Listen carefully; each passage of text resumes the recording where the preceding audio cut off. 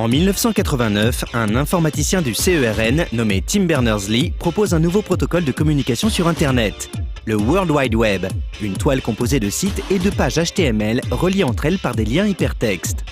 Pour naviguer dans cet univers, les utilisateurs ont besoin d'un navigateur et très vite, Mosaic, Netscape ou encore Internet Explorer apparaissent. Aujourd'hui, le grand public a adopté le web et l'offre des navigateurs est plus importante que jamais. À la fin de l'année dernière, nous avons reçu Tristan Nitto et Paul Rouget de Mozilla Europe pour marquer un anniversaire.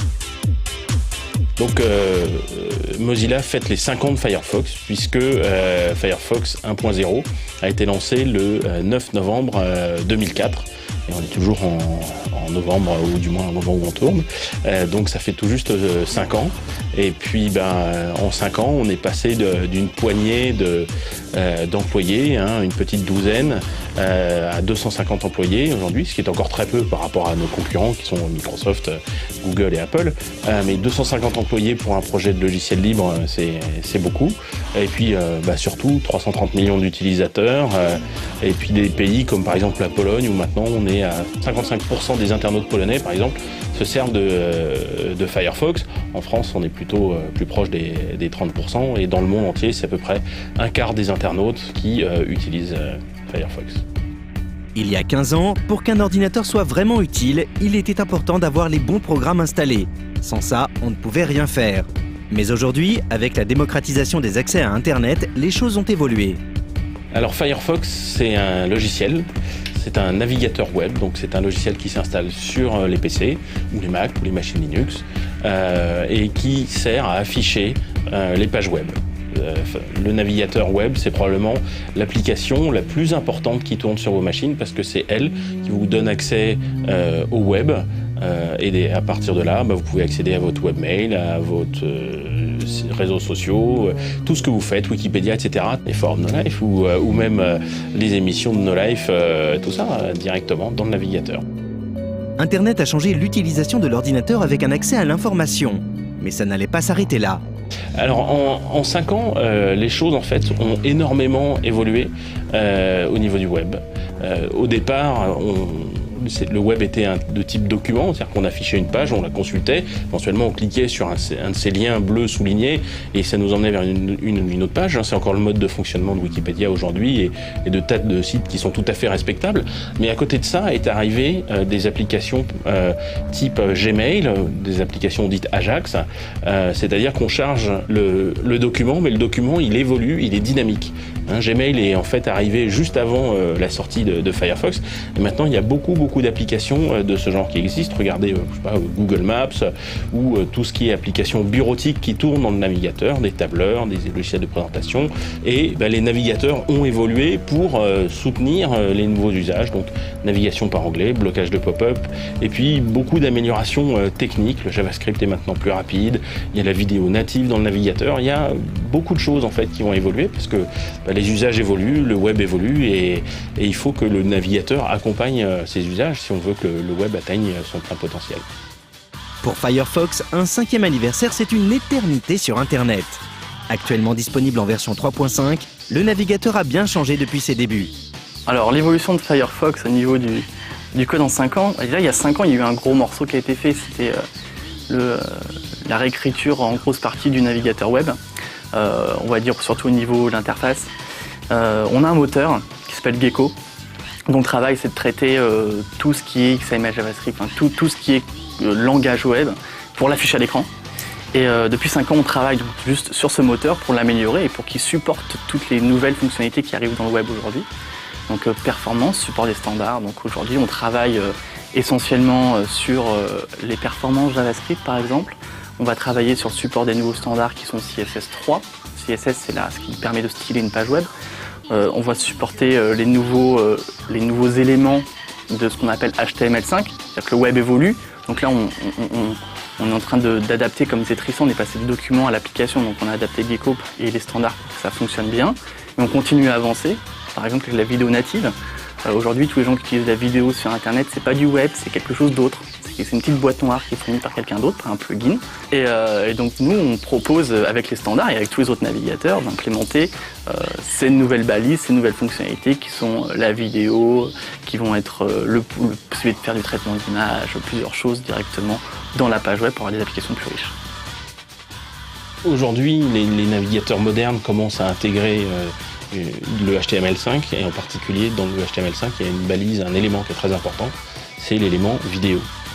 Comme il y a un élément paragraphe, il y a un élément lien, il y a un élément image, on peut mettre des GIFs et des JPEG, mais bon, c'est des images qui sont statiques. Maintenant, avec HTML5, on peut mettre des vidéos. Ce qui est très important de faire évoluer le web, parce qu'aujourd'hui, il y a tellement de gens qui peuvent produire de la vidéo.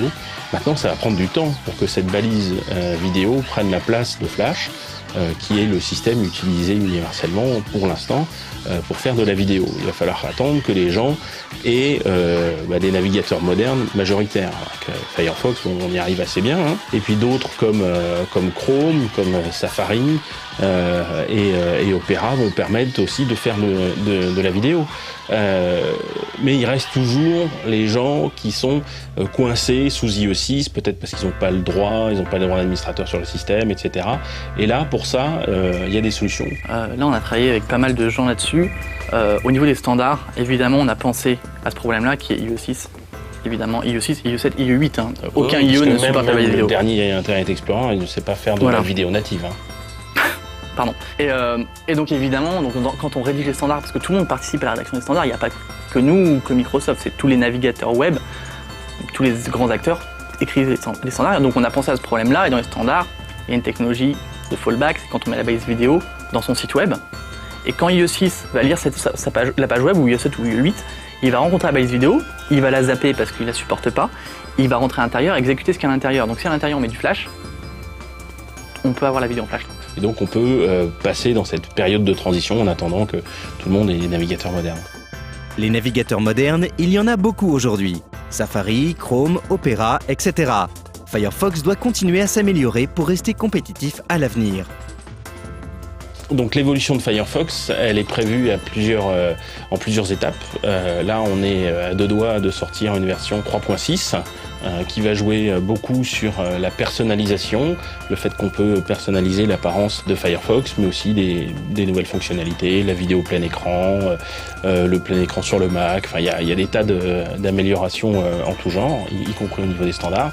Dans un deuxième temps, il y aura une 3.7 qui est prévue pour à peu près dans 6-7 mois, et ensuite il y aura une 4.0. Donc la 4.0 c'est encore trop tôt pour savoir ce qu'il y aura dedans, mais on est en train de travailler sur la 3.7 où il y a un certain nombre de fonctionnalités dont on sait qu'elles seront mûres d'ici quelques mois. Elles ne le sont pas encore assez pour être mises dans la 3.6, et donc elles iront très probablement dans la 3.7.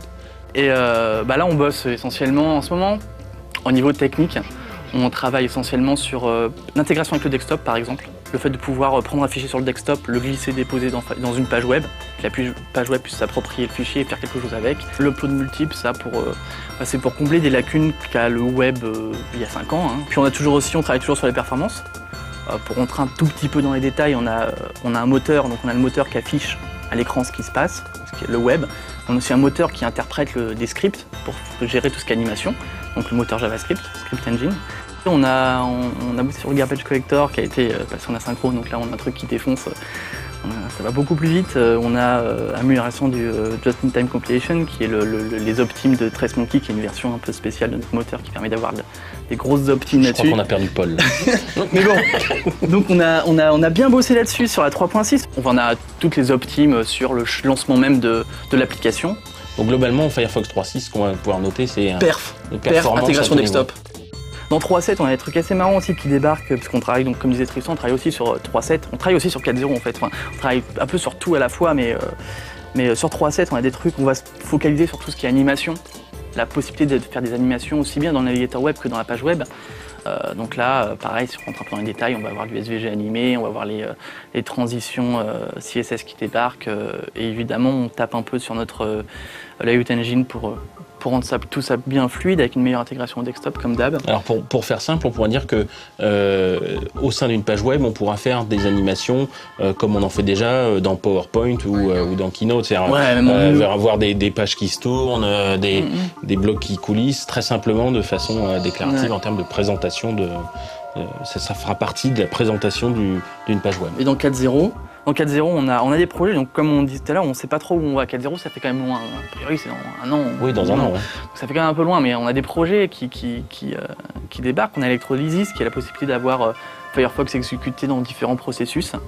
Aujourd'hui, on exécute ça dans des threads, on peut faire ça dans les processus, ça peut être sympa. Enfin, ça va être sympa, ça permet d'avoir un truc plus stable. Dans un premier temps, en fait, on voudrait déjà mettre les plugins dans un process séparé. Par exemple, si on a un crash de Flash au hasard, malheureusement assez fréquent. La majorité de nos crashs viennent de Flash. Voilà, et bien ça permettrait juste de planter Flash, mais pas de planter Firefox. Donc, on envisage aussi on travaille dessus déjà depuis un petit bout de temps, de faire un nouveau système d'extension, parce qu'une des particularités de Firefox, c'est qu'on peut l'étendre.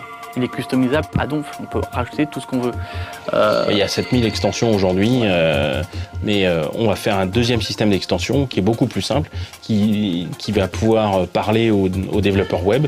Si on est développeur web, on est capable de créer des extensions avec un système qui s'appelle Jetpack. Et donc l'idée, c'est qu'au lieu de toucher quelques milliers de personnes susceptibles de faire des extensions, on en a déjà 7000, donc ça marche bien. Mais là, on voudrait pouvoir abaisser la barrière à l'entrée et n'importe qui ayant des notions de JavaScript et de HTML sera capable de faire une extension de type Jetpack, c'est-à-dire qu'on peut toucher potentiellement peut-être des millions de gens qui dominent les plateformes web. Si on est développeur web, on pourra faire des extensions, c'est l'idée. En 1998, Netscape, sur le point de fermer boutique, plaçait dans le domaine public le code source de son navigateur et créait une entité pour en superviser le développement. C'était la naissance de Mozilla. Parmi les projets de Mozilla, Firefox est sans doute le plus connu aujourd'hui et a considérablement contribué à améliorer le web tel qu'on le connaît. Et on dirait qu'ils ne sont pas prêts d'en rester là.